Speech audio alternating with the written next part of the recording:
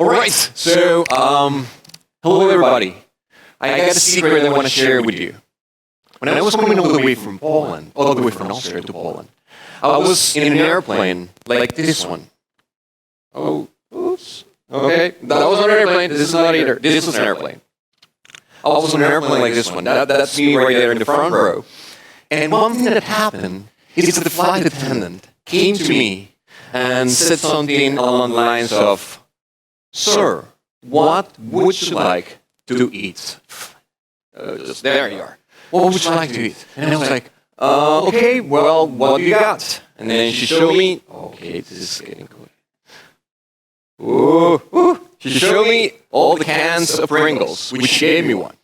So I said, oh, that's really cool. It's the first time that I ever given a can of Pringles in an airplane. But then she looked at me and said, like, "Sir, it's €5.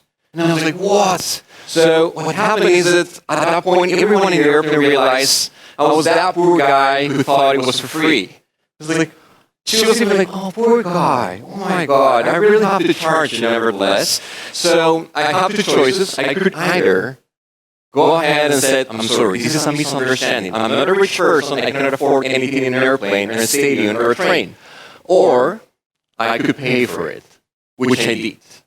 So I said, hey, look, I'm Colombian and all, but I have money with me. I can afford this. There's no need to call security. I can pay for this. Do you take coins? And then eventually I pay for it.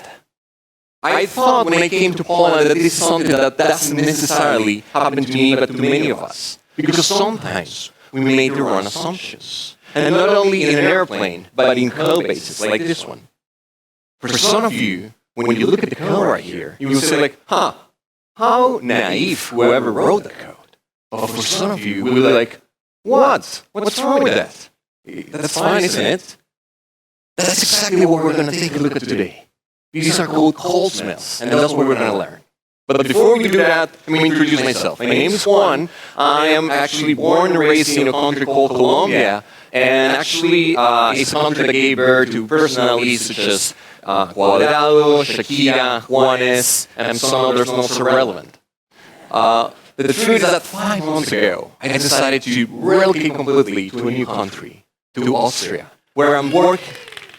That's Manfred, who was also from Austria. Thanks, Manfred. To work for a company called Parkside, where we have like a lot of people working, and we're always looking for talent. So if you want to work with me, this is your chance. In any case, I'm working for them, and I'm really excited to tell you that I'm also a Google developer expert. So if you in the audience, you think you're also doing a lot of community effort, then feel free to reach out to me. I'm right there. Or you can just find me after the conference. I'll be more than happy to help you become the next Google developer expert of Poland. So just reach out to me and I'll help you out. To know more about me, you can find me on Twitter, or you can just follow me on JDCoin. So let's start with the problem. The problem is the reason why you all are here in this venue. To understand what kind of issues it is solving. The issue this is solving is that sometimes writing applications feels like this. You take a carton and you kind of grab it and try it. This is a struggle. It's very complicated. And we're doing this all the time. The other day, I was writing an Angular application, and then I come across a bug that I couldn't fix myself. So I went to Google and tried to solve it. And guess what? I found a solution for AngularJS, which is much worse when you don't know those are two different frameworks. AngularJS is version 1 and Angular is version number 2. It's like when my girlfriend told me, Juan, back in Colombia, you used to be really nice, cool guy, kind. But now that you live in Austria, you're like super grumpy. And I was like, yeah, that's version 1, this is version 2.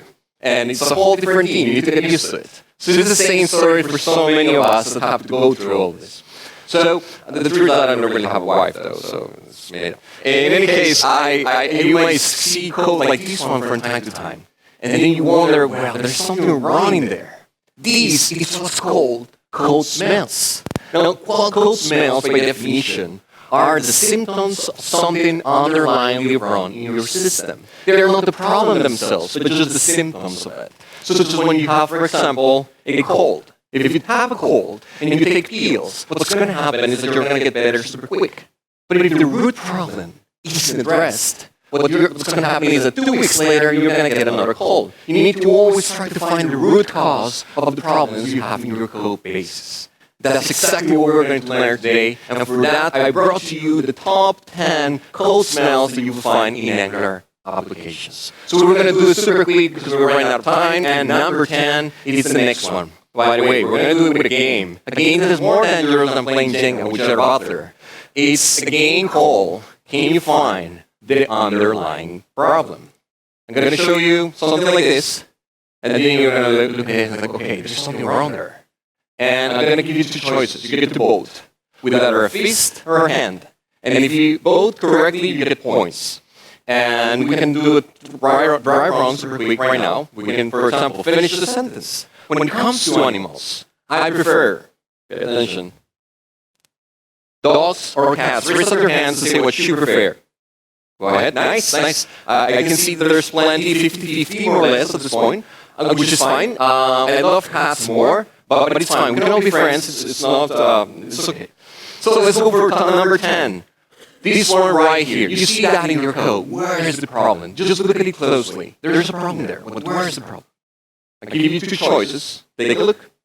Is there poor TypeScript configuration in this project, or is there poor folder structure? Both. It's easy. Like hands. Okay, a few fists here. Okay, that's good. That's good. Reality is that some of you are right, but some of you aren't so much. The truth is that a big project might have a really, really complicated folder structure. Sometimes there's not much you can do about it. Sometimes all you can is just deal with it because the product owner only just comes up with new features all the time. There's not much you can do about it. So folder structures tend to become complicated. But when it comes to the TypeScript configuration, there's plenty of things you can do as a developer. For example, you can just come to the TypeScript config file and add something called the path mappings, which will allow you to define absolute paths to your imports, making them look like this. That was the number 1 code smell that I wanted to teach you. Do you like this approach? Say yes if you think it's cool. Say yes. Yes, cool? Nice. Super. So, let's take number 9. This one is brought to you by this gentleman right here, which some of you might know. It's called Brandon Ike, of course. He's the creator of JavaScript, and this is a very common one you will see in code bases. You will see this, and some of you senior developers will be like, oh my god, no this again. But some others will be like, again, what's wrong with that? It's completely fine. Well, let's take a look at what could be the options. You have a poor TypeScript linter implemented in your project, or you have poor TypeScript knowledge. What do you think? That's it. It's okay if you don't know, it's completely fine, you don't need to vote. I see a couple of hands here, alright, over there as well, nice. Hands, everybody thinks, or most of them thinks that it's a poor TypeScript linter. Well, I'll tell you what, I am completely agree with you. I think that some of us have teams in which we have junior developers, and that's amazing. And it's completely expected that some of them do not understand some of the syntax of TypeScript or JavaScript. That's completely fine. But not having linters, that's something that many of you could have fixed a long time ago. Linters like Prettier and some others out there can fix these problems. If you don't know what we're talking about, this is pretty much looking better like this. And some linters can fix this. Let's go for number 8. This is related to Angular. I know some of you might not be Angular developers, but I made this context agnostic so you'll be able to understand. If you see a component like this one, you will see that we're using a technique called property binding. We're binding a given value to that property. This is okay, but there's something wrong in that code. And some of you might be like, but this is hard to detect. Well, there are 2 possibilities. Let's take a look. Is it a poor HTML linter implementation or is poor change detection? Does anybody take a guess? It's completely fine if you know. It's completely, I see a feast over here, Lars. It's a good one. Yeah, that's correct. Okay, good. Well, it turns out that at the moment, as far as I'm concerned, there's no HTML linters that can fix this problem, at least not so far. So there's not much you can do. You can blame the tools. The only thing you can do is to make sure your team has the proper rituals or ceremonies in which you teach your teammates how to do change detection correctly in Angular. Make sure you teach them what are the benefits or the pros of doing it like this, when it's looking much better if you do it like this. You're not triggering change detection that often, and the performance of your application is slightly better. Number 7. One of the things you notice is that not many of the things I know will necessarily resemble the ecosystem out there. There's plenty of people writing Angular, and I don't know it all. So I decided to reach out to people, experts all over the world, to tell me what are the code smells that they consider worse. This one right here is Oti. She's the organizer of Engine Nigeria, and she's from Lagos. And I asked her, Oti, what is that code smell that you find in applications out there, especially Angular? And she told me, Juan, sometimes I see applications like this one. They're full of components, and all of those components are served at the same time. Just like a Black Friday in any store, in any country, in America, for example. Yeah, you see that, it's like, whoa, that's tough, you know? Just imagine being the person, attending the store, or being the person working at the store, like that woman right there. Look at her, she's scared. These are users when they're trying to load your heavy websites. Now, what can you do about it? That's the question. Let's take a look at the options. Can you implement lazy loading, or do you think you should remove the amount of modules you have? Does anybody get votes? I see plenty of hands. No fists. Nobody. Okay, that's good. Okay, a couple. That's good. All right, let me tell you something. You're completely right. Many of the projects Oti found in her experience didn't implement lazy loading. Having too many modules, again, it's something that most of the time is out of our control. There's not much we can do about it.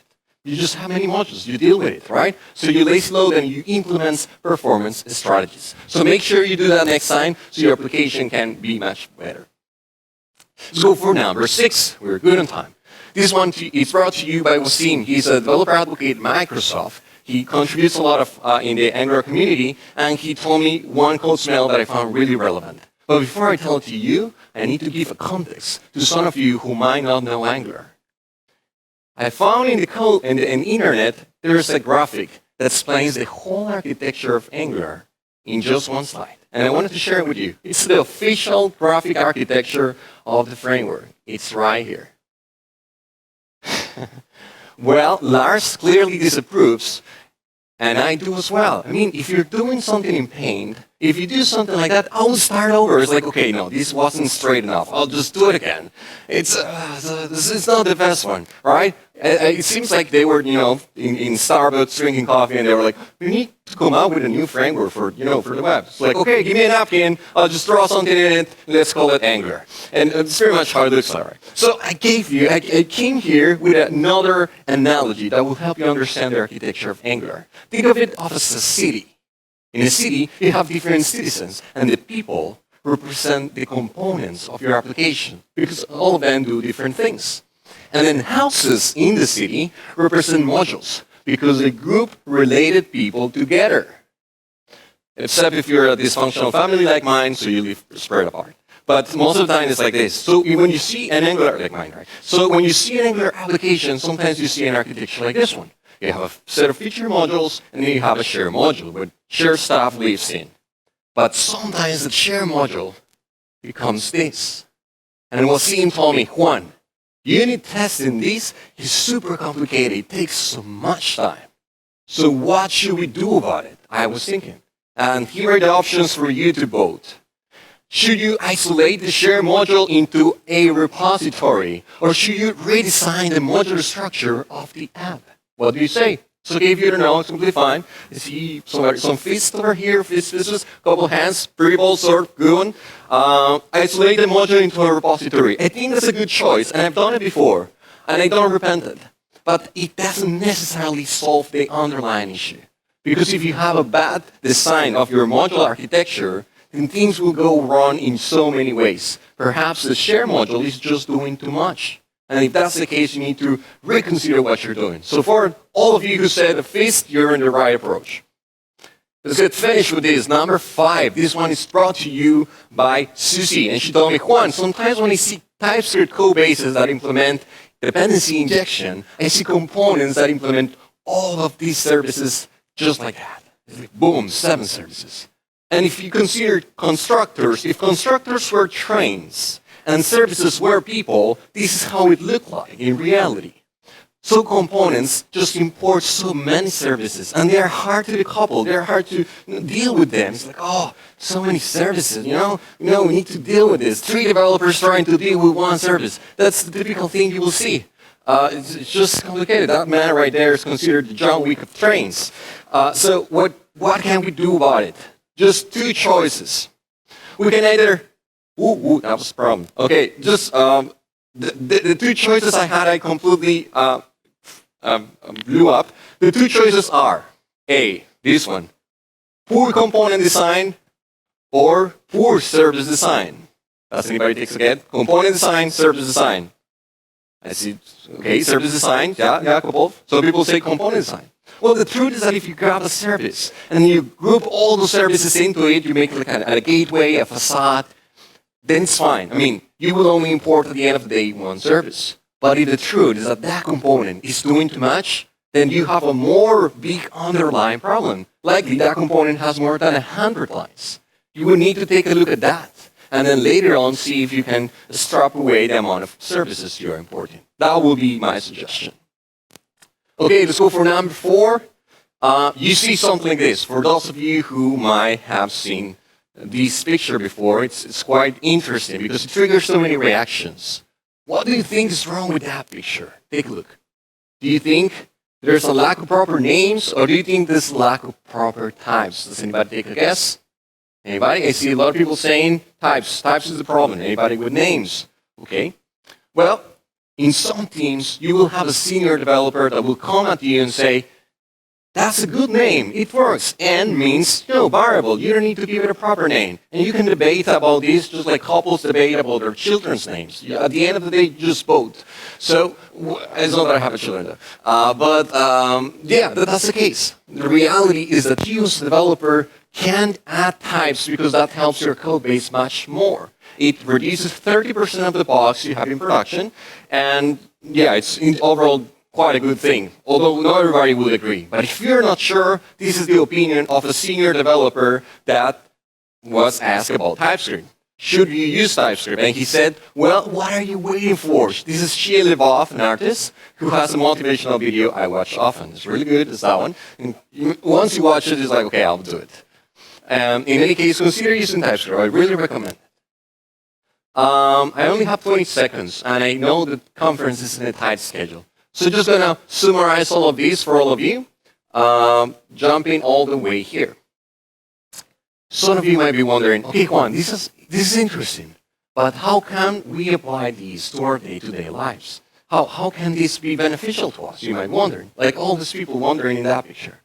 Well, the truth is that some developers experience this. Take a look at that GIF. It's really sane. It tells a lot. It tells a story.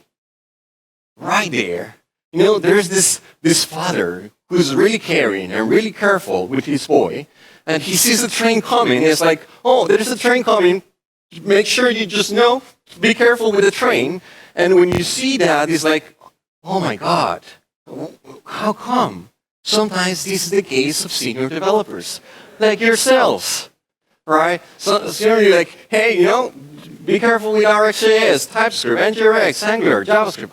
You need to be more proactive about your team and your team members, junior developers. You need to help them. Now, on the other hand, if you're a junior developer, make sure you bring these insights into your team so they can avoid them in future cases.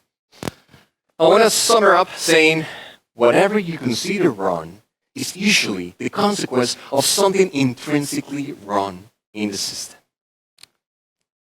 Thank you very much. I appreciate your time. Thank you. Thank you, Juan. Thank you.